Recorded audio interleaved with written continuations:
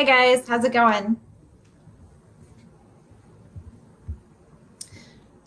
Welcome to everyone who's joined so far.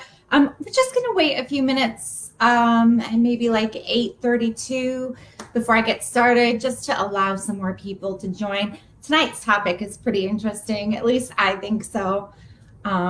So I think it will be a really good conversation. And as per usual, if you have any questions related to sleep apnea or really anything related to sleep at all, feel free to leave a comment. Hi, Bob. How are you? It's good to see you again. Thanks for joining. Hi, Mark. How are you?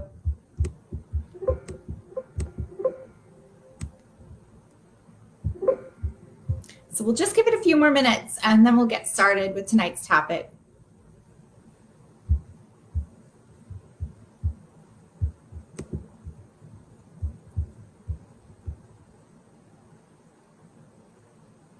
Lizard Creek, Louisiana. What a name. That's a pretty cool name. Hi, John. How are you? Oh, of course.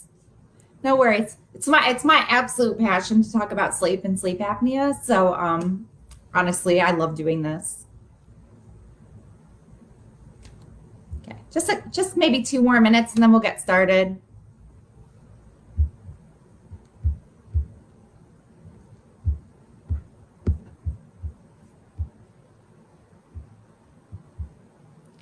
Hi, Dan. Well, you have come to the right place because I do these weekly webinars to talk about sleep apnea. I pick different topics that are of interest to people, and then I also allow people to ask questions. So if you have any questions, feel free to drop them in the comment section, and I will get to as many as possible.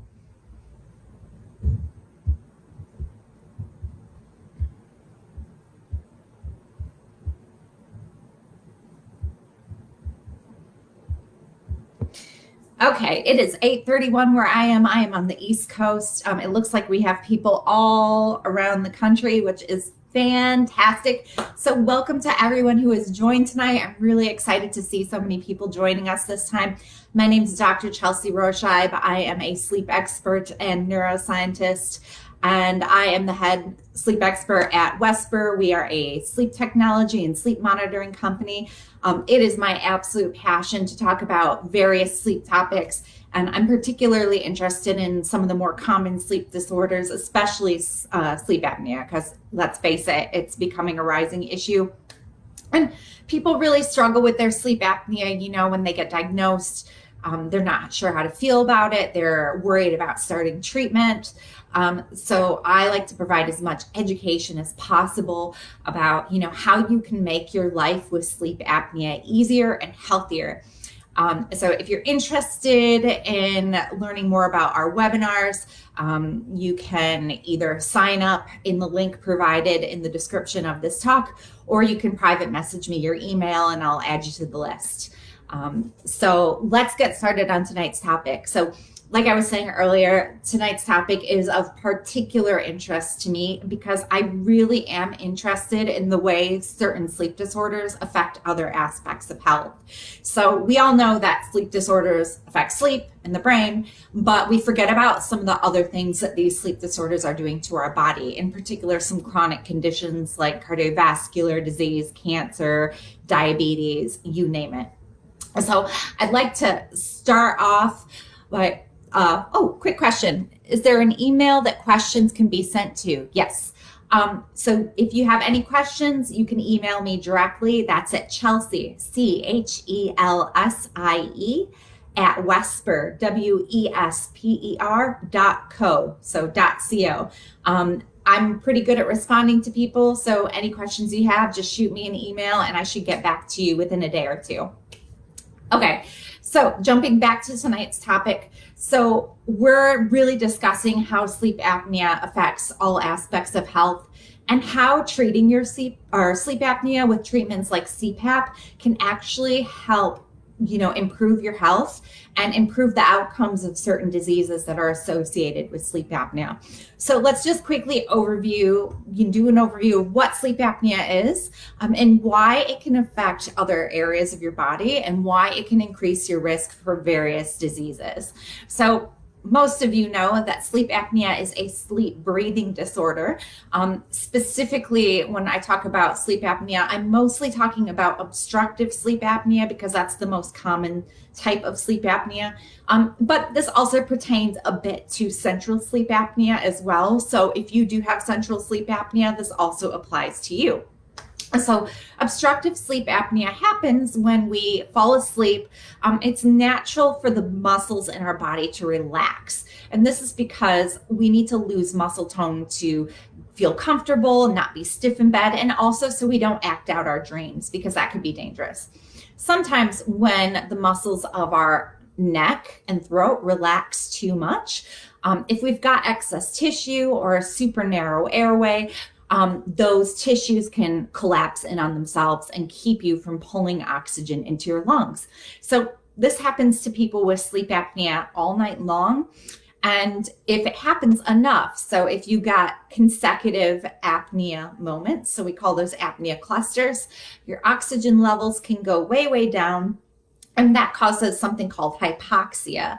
And hypoxia has a bunch of negative effects on the body. The first obvious effect it has is that when your brain senses you're in a hypoxic state, it will wake you up to recommence breathing. So this is why people with sleep apnea are chronically tired, because your brain is constantly waking you up throughout the night to make sure you take another breath. It also keeps you in a later stage of sleep, so you're not really getting those deep restorative stages, stage 3 in REM sleep, that you need to feel well rested the next day. The other thing that hypoxia does is it causes a lot of stress on our body, and it does this in a few ways. It causes a lot of stress on our tissues and our cells because you're not delivering the oxygen you need to your cells to keep them healthy. And it also causes widespread, what we call systemic inflammation. And inflammation is very damaging to our tissues, in particular, some of the more sensitive cells of our body, such as our neurons, brain cells, and our cardiovascular cells that, make up our arteries and our veins and our heart. So it's not uncommon for somebody to have long-term untreated sleep apnea to unfortunately really feel the effects of hypoxia.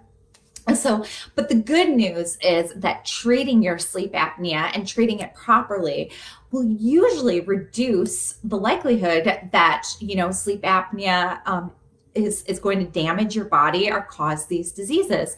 And this is because treatments like CPAP allow you to breathe properly during the night so that you don't stop breathing, so that you are getting proper sleep, so that you're not going through a hypoxic state. CPAP is the most common treatment for sleep apnea. As most of you are aware, there are other treatments like mandibular advancement devices, Inspire, and surgery, but CPAP is by far the most common.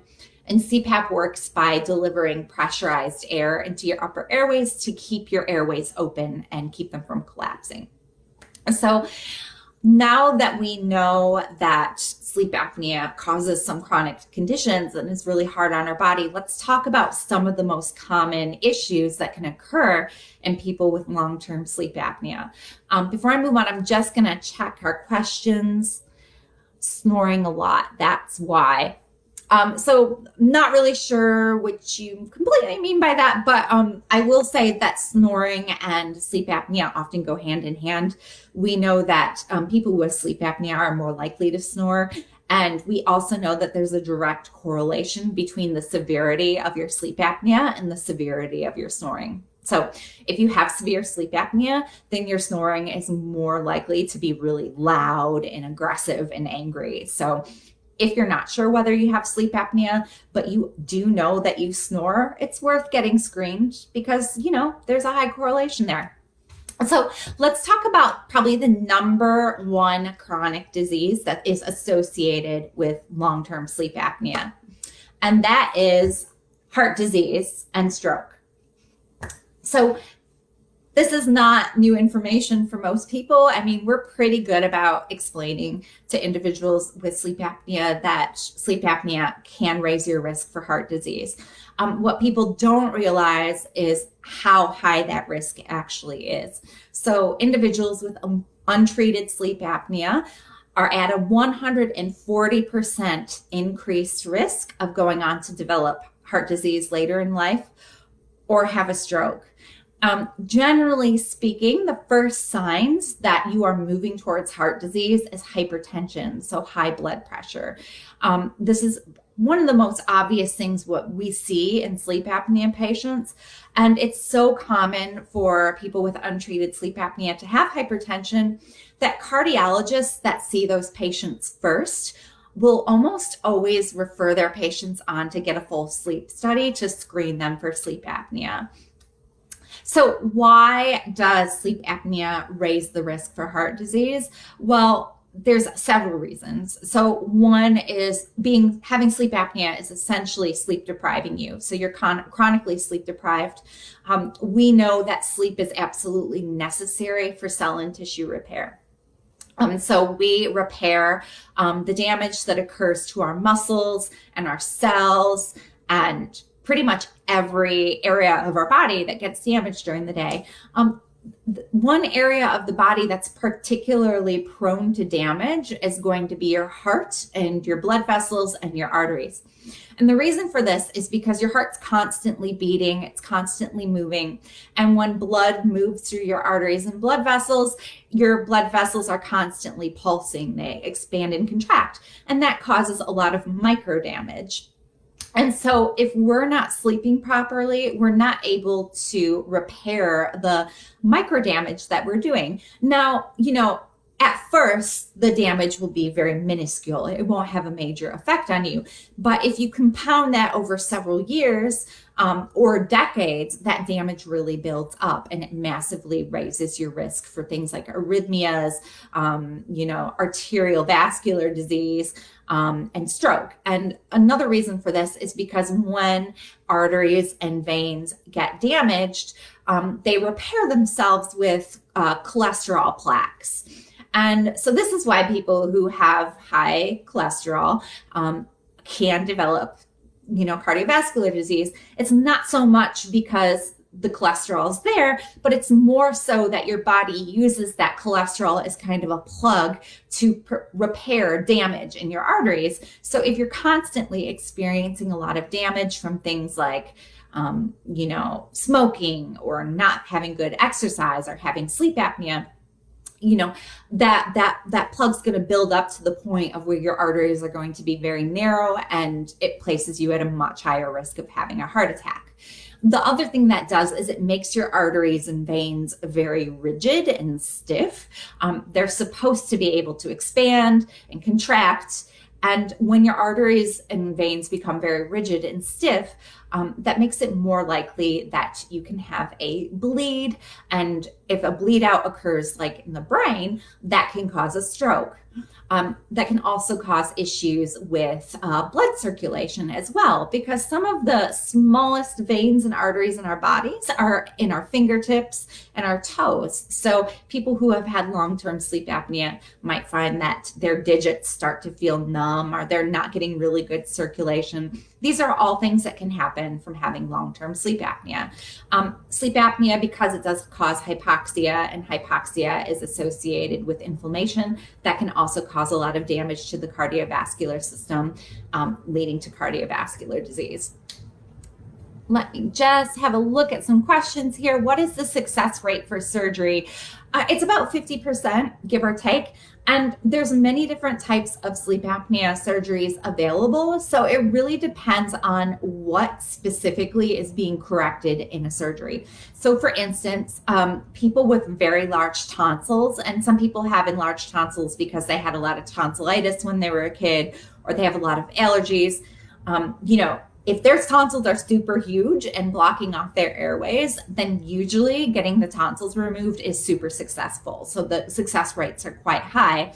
Whereas some other things like strengthening the palate or doing surgery on the tongue or doing surgery on the airways, isn't 100% guaranteed. So the best solution is to work closely with your oral surgeon to do all the imaging that you need and to really understand and determine what your risks are for surgery and, what your chances are that surgery will correct your sleep apnea.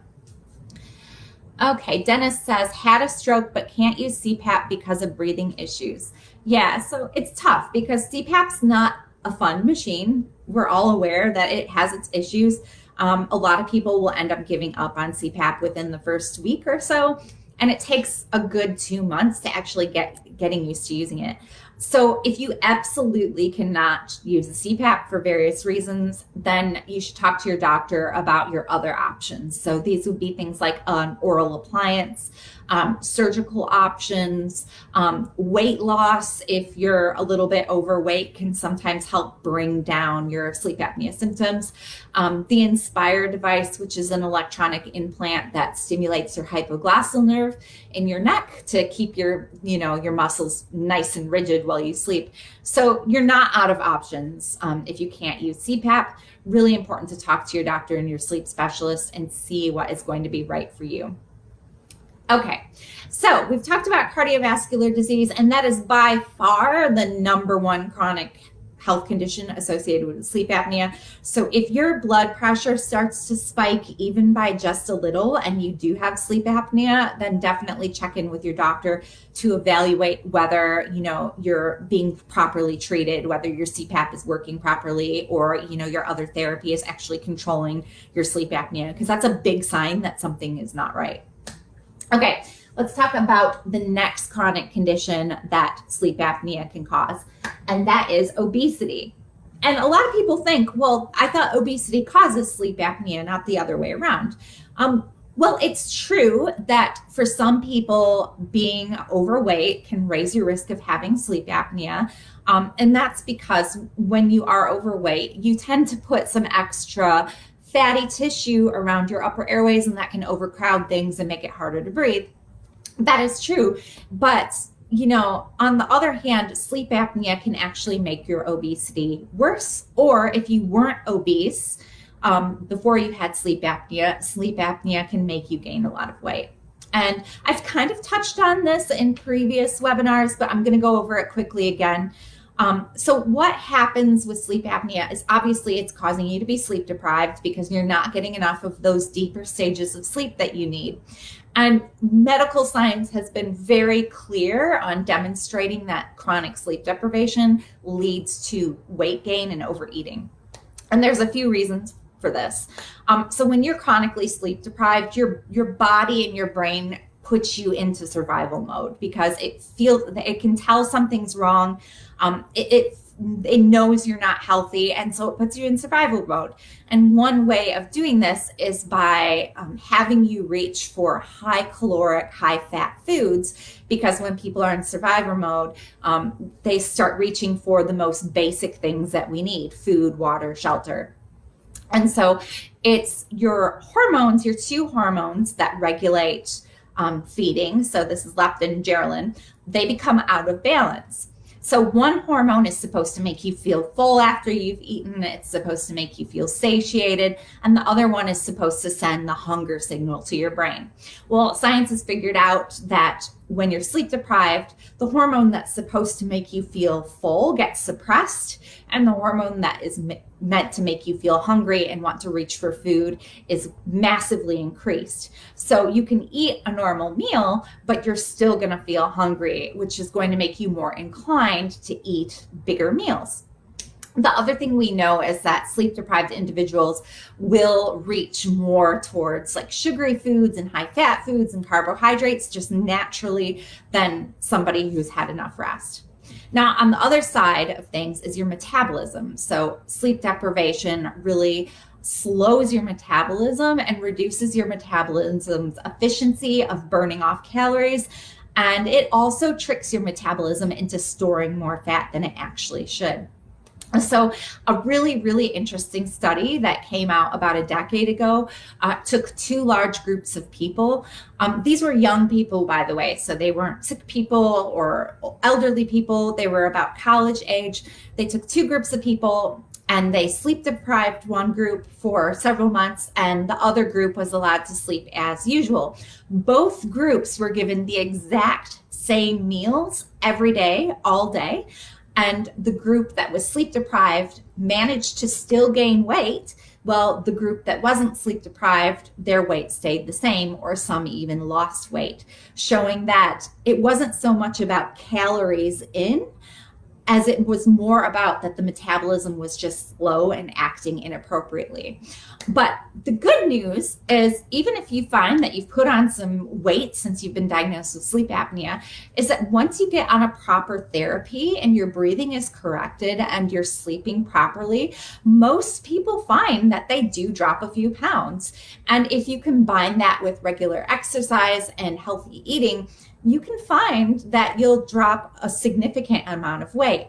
The other thing I like to point out is, your inclination to exercise once you're treated and once you're sleeping properly is going to be a lot higher, because you're just going to feel better and more rested during the day. So going to the gym or going for a walk or going for a bike ride is going to seem more appealing to you.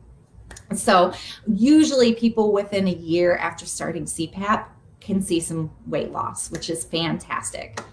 All right, just grabbing a few more comments here.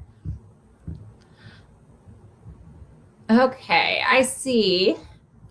Had a stroke but can't use CPAP. I have both. Sorry, guys, my comments are just flying away here.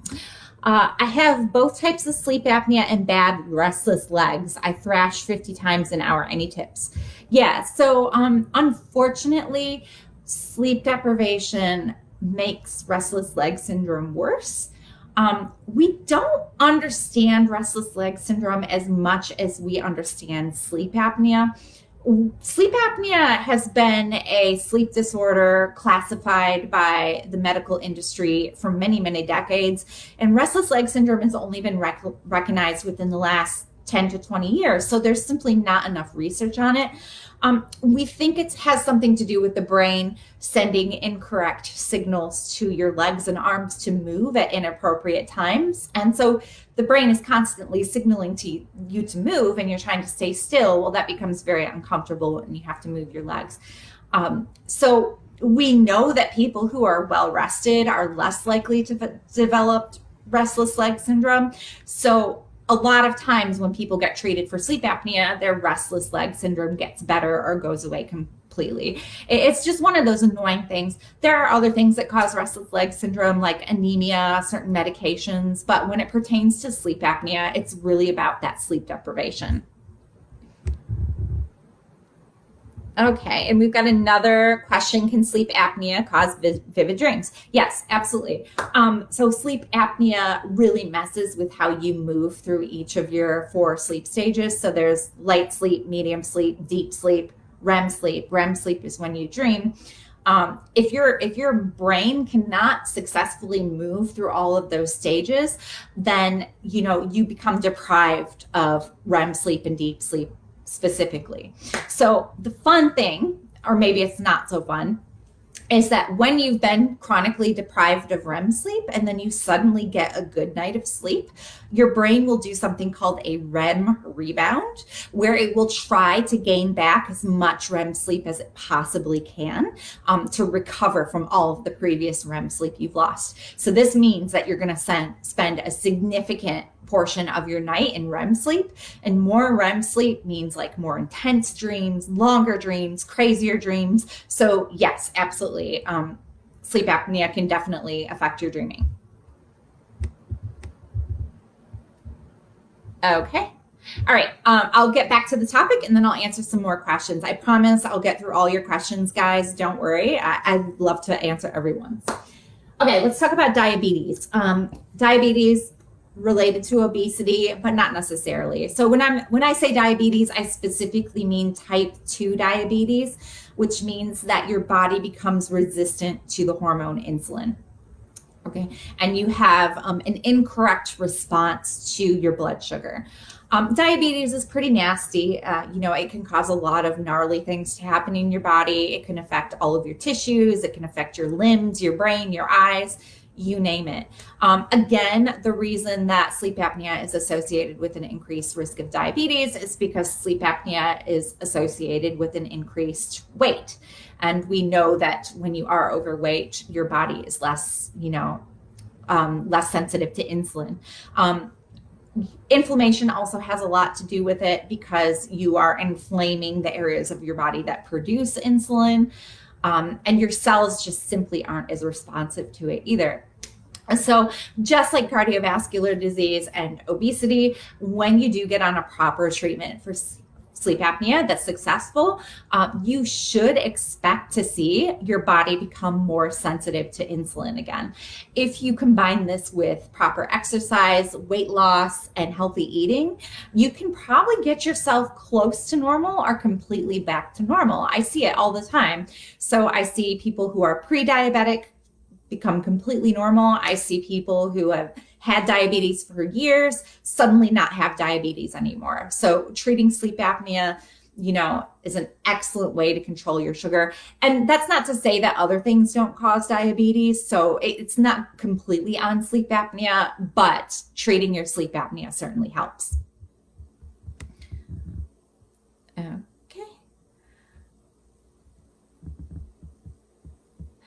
I'm going to get tested if I have narcolepsy. That's a good, so narcolepsy is one of my more interesting sleep disorders. I have a sibling with narcolepsy, so I have a particular interest in it. Narcolepsy gets a lot of confusion because the media, television shows, and movies have made it seem like narcolepsy is just people, who just fall asleep in place for no reason, like they're walking down the street and suddenly they collapse. And while that is one type of narcolepsy, that's type 1 narcolepsy with cataplexy, what they don't understand is a more common type of narcolepsy, type 2 narcolepsy without cataplexy, is much more common. And narcolepsy causes excessive daytime sleepiness. And the reason narcolepsy occurs is because the area of your brain that controls how you move in and out of REM sleep doesn't work properly. So narcoleptics spends way too much time in REM and not enough time in deep sleep. So their body is always fighting to get the deep sleep that they need, but they can never really get it. So even though they can sleep 12, 13, 14 hours a day, they still never feel refreshed.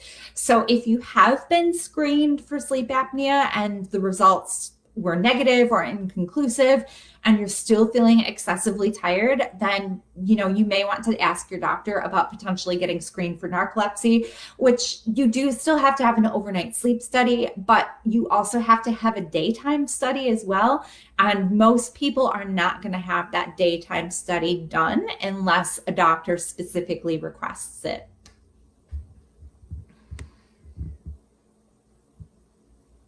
Okay.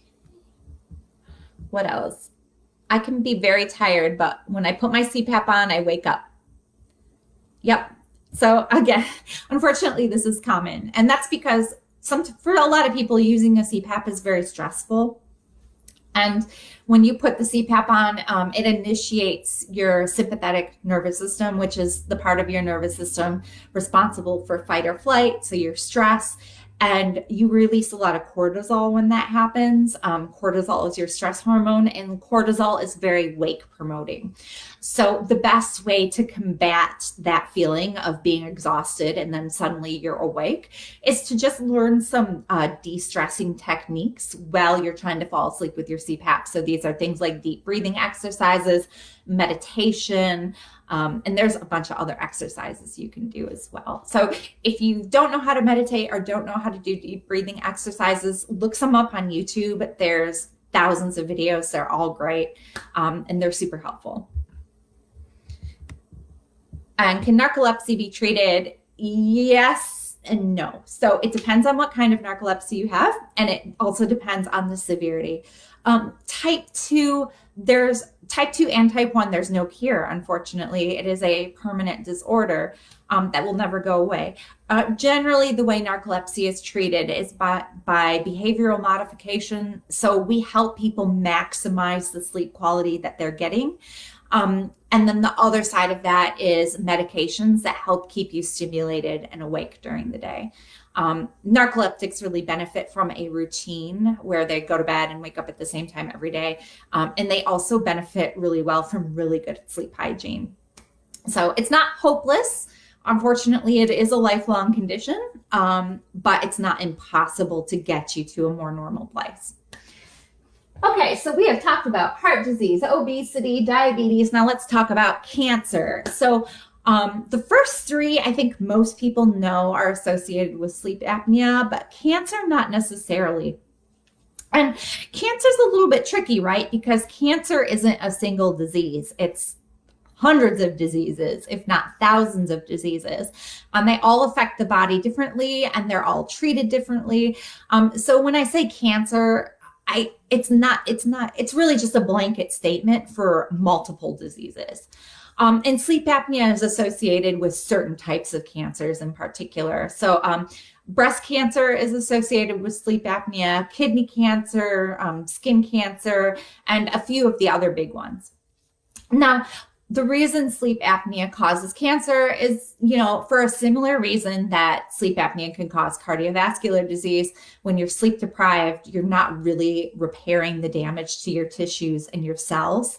And what can happen is damaged cells, if they don't get repaired properly, that's when they can start replicating out of control and causing cancerous tissue to form. So that's one side. And then obviously the inflammation that you're causing by hypoxia is increasing the damage on your body and increasing the damage on your cells. And when you just have increased inflammation in general, regardless of whether it's caused by, sleep apnea or, some other disease that is causing inflammation, your chance of developing a cancer is much higher. Again, the good thing is that we know that treating your sleep apnea successfully really reduces your risk of getting cancer down, that you're pretty much back to normal. You're back on a normal playing field compared to other people who don't have sleep apnea. So this is just especially important to keep in mind if you have a family history of cancer, especially some of the bigger cancers like breast cancer, kidney cancer, skin cancer, pancreatic cancer. Just be a little bit more aware that when you have sleep apnea, it raises your risk slightly. Not much. It's about 4 times. But if you have a predisposition to have cancer in your family, then you just want to be very vigilant. Do self-exams. If you notice any funny moles on your skin, have them checked out. If you're feeling very different or weird, or you can't, explain certain symptoms, just go to your doctor or talk to them, ask them if you can do some screening. Because obviously the earlier you catch a cancer, the better. All right, I wish I had dreams. I don't have REM sleep night right now. How can I accomplish REM sleep? So you are actually having REM sleep. You just don't realize it. And there's a kind of an interesting reason for that. So we don't actually lay down long-term memories when we're in REM sleep. That part of our brain gets turned off. So unless you wake up during REM or immediately after REM sleep, you probably won't remember your dreams at all. So there's 2 types of people in this world. There's people who wake up during REM sleep, myself included, and we're the people who can really remember our dreams. We remember that they were vivid. We can usually recall what happened. I mean, eventually during the day, we will forget them, but we know we were dreaming. And then there's other individuals, I'll use my partner as an example, who never remembers his dreams. And that's because he's probably waking up during light sleep, not REM sleep. So his brain hasn't actually made any memories about his dreams.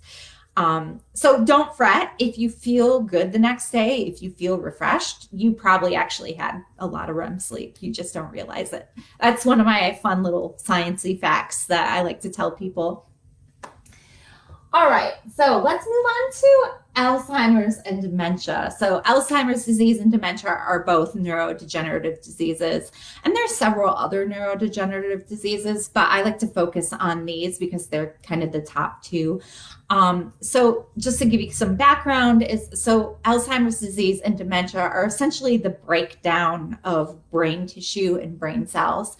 To the point of where they stop being functional. So if you've had dementia and Alzheimer's for a really long time, you might start losing your memory or start, not moving as well as you used to, or you might, lose sensation. You might not be able to smell or see. And so it's a really tragic disease. And it's not just tragic for you, but it's also very tragic for your family that has to watch you go through it. Now, we don't understand fully why sleep apnea raises your risk of neurodegenerative diseases. We have some theories clicking around in science right now. We do know that sleep deprivation over the duration of your life massively raises your risk for these two diseases, and there's a few reasons why. So the first reason is that in deep sleep, we actually clear out our brain of toxic waste that builds up over the day. So our brain, compared to any other organ, uses by far the most energy. And when the body uses energy, it unfortunately makes a lot of waste products. And those waste products, if they build up, they can become very toxic to our cells. And neurons, so these are the cells in your brain that are responsible for communicating and controlling your body and allowing you to have thoughts, are very, very sensitive to damage. And once you lose neurons, you cannot grow them back. So it's not like other areas of your body. Once they're gone for good. So the brain is extra sensitive to sleep deprivation because you're not really flushing out these wastes every night, and they can build up and cause a lot of damage. The other thing that we believe may be increasing people's risks of neurodegenerative disorders when they have sleep apnea, again, is the high inflammation that's caused by hypoxia. Another issue is ischemia. So ischemia just means that you're cutting off your blood flow to certain areas of your body. So when we usually think of ischemia, we think of the heart. When somebody has an ischemic attack, that means the heart muscle is not getting enough blood, but that can also happen to certain areas of the brain. So even though it might not be really, severe ischemia, it might just be little bits of ischemia over time. And, you lose some brain cells, you cause some damage, and this raises your risk. So, and this is especially true for people who have a family history of dementia and Alzheimer's. So if you do have sleep apnea and you do have a history of Alzheimer's or dementia, then it's just something to keep in mind that you should be trying to make sure that your sleep apnea is corrected and treated. And second, that you're getting as much good quality sleep as possible. Because just because you're treating your sleep apnea doesn't mean you have good sleep habits. You might, still not allow yourself to get 7 to 9 hours of sleep at night. So you have to take both of those things into consideration. Okay. You guys keep the questions coming. I'm happy to answer. All right, let's look at the last chronic health condition. And I should say that while I have 6 health conditions listed, it's not limited to 6. There are many other health conditions that we know are associated with sleep apnea. These include things like hormone disorders, autoimmune disorders, arthritis, you name it. So these are just probably the 6 most common. If you have questions about other diseases that I didn't cover here, feel free to email me. Again, my email is Chelsea, Chelsie, at Wesper, WESPER.co. I'd be happy to answer any questions you have. So last but not least is mental health. I talked about this recently on one of my previous webinars. We talked about how sleep apnea affects mental health, in particular, anxiety and depression. So we know that most people with sleep apnea have some form of depression and anxiety, and it's on a spectrum for how severe it is. And there's various reasons for that. First of all, when you're sleep deprived, you're more prone to mental illnesses. That's an obvious one.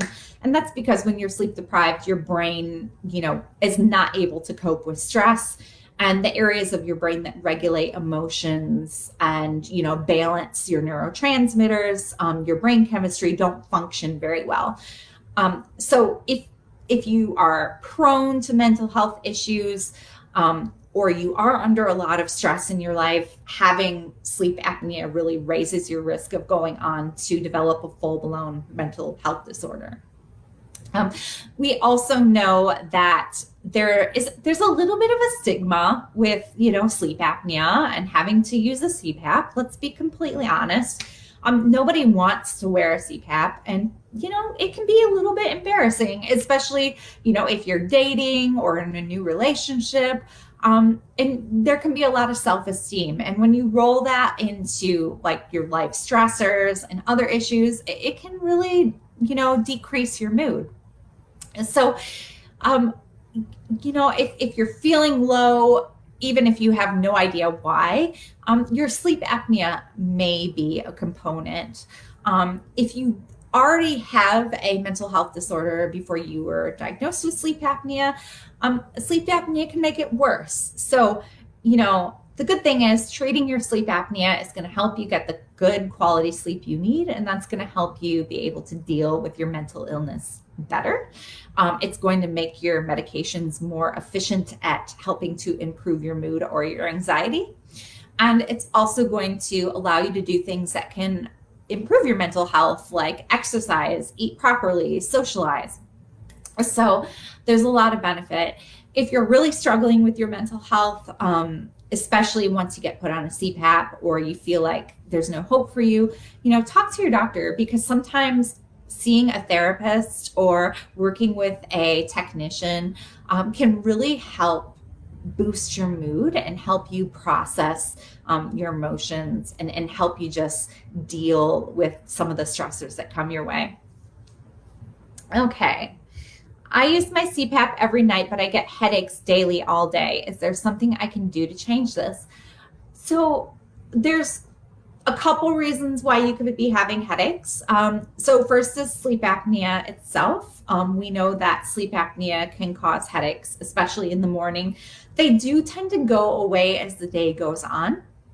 But other things that are associated with headaches and sleep apnea. So when you're wearing a CPAP, if the mask is too tight on your face, it can put a lot of pressure on your sinuses and cause a lot of tensing in your muscles, and that itself can trigger things like migraines or headaches.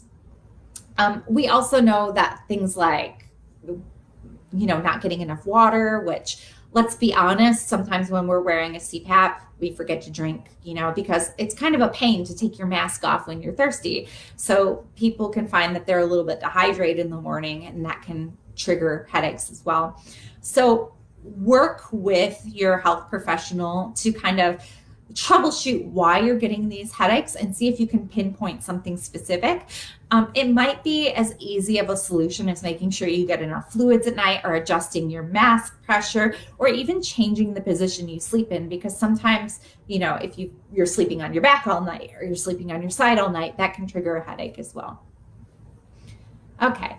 My wife recently added a warm air humidifier to our room. Is it okay to run with my CPAP? I'm thinking just changing the filter more often. Is too much humidity bad? Hello from Utah. Hello, Utah. Good question. So generally speaking, no. An increased humidity isn't necessarily going to be bad for your machine. Remember that your machine has a humidifier on it anyway, so it's used to dealing with increased humidity. Also, people from all over the world use CPAP machines, and there's places like Australia or some of the Bahamas, parts of Southern Europe that all use CPAPs, and they're in really high humidity location compared to us in the US, and especially compared to Utah. So in general, as long as your house isn't super humid to the point of where you're getting condensation everywhere, your machine should be perfectly fine.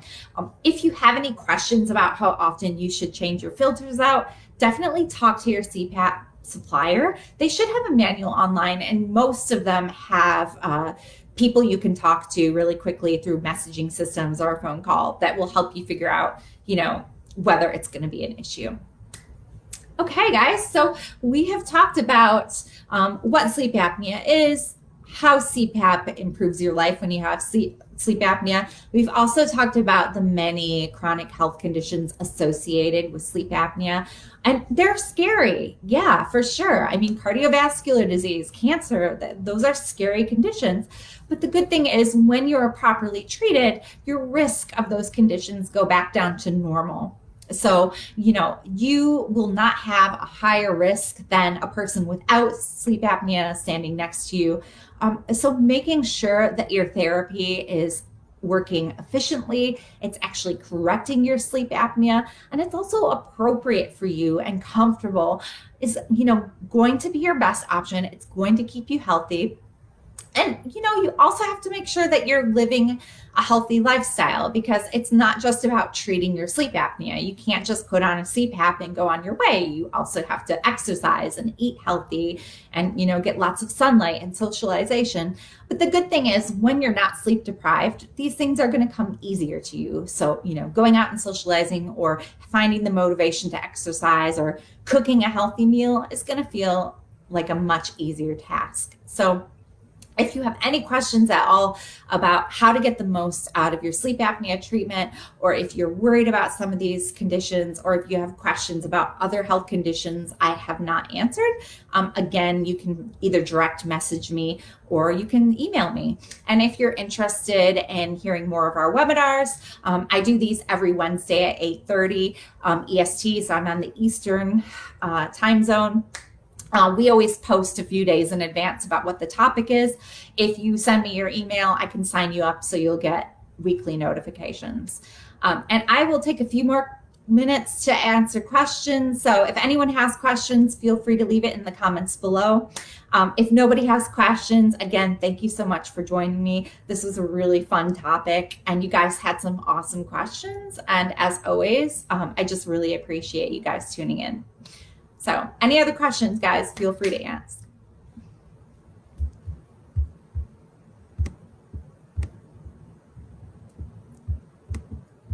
Okay. All right. So I don't think anyone has any other questions. That's fine. Again, feel free to email me at Chelsea, CHELSAE, at Wesper, WESPER.co. Oh, here's one. Studies on reversing cardiac remodeling due to OSA, like LVH or RD.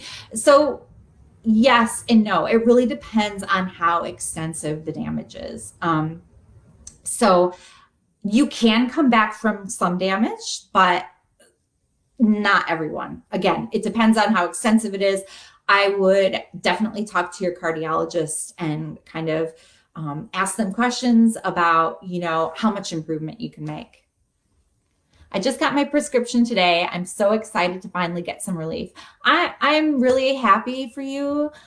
So just remember that, it's going to take you a while to adjust. So don't get put off by it too quickly. Give yourself a few weeks. It's going to be kind of difficult. Not going to lie. I have another video, another webinar I did a few weeks ago about how to get used to using your CPAP. I definitely recommend watching that. It's really going to help you get over that hump. All right, guys, thank you so much. And I will see you next week. Take care, everyone, and have a lovely night.